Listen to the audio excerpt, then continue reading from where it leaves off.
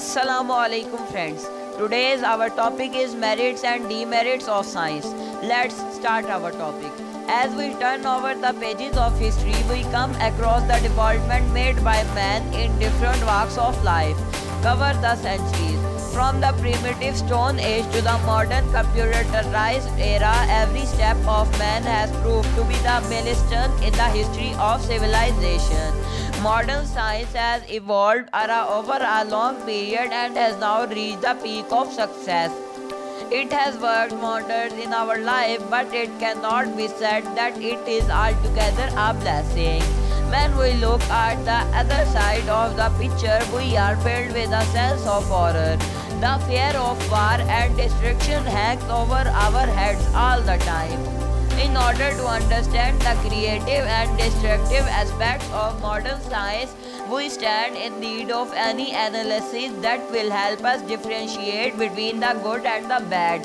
As we look over the brighter side of the achievements of science, we come to realize that there is hardly any sphere of life that has not been enhanced by the creative abilities of man. In the field of medical science, knowledge and research has gone to such an extent that almost all the elements have found a cure. The threatening crowds of death no longer haunt the patients who were otherwise filled with despair. Epidemics have been wiped out, nutritional standards have been improved, drug therapy has been recognized, and hygienic conditions are being created so that the new generation may enjoy a longer and better life. In the realm of communication, modern scientific inventions have helped a lot. The far-flung corners of the world have been linked together with a widespread air network. Distances have lost their meaning and thousands of miles can be covered within hours. Traveling today is not only swift but also full of pleasure and luxury. Modern science has opened new vistas of entertainment. All the new electronic gadgets have filled our life with recreational variety, from the small pocket-sized transistor to the big screen television and VCR. We are provided entertainment at home and we owe it all to science in the form of latest printing machines and techniques. Such means of entertainment have brought about a change in our habits and hobbies.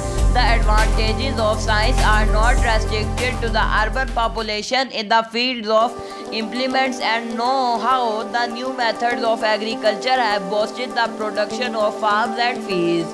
With the use of different kind pesticides, the crop remains untouched and the tillers of the soil get better returns of the labor.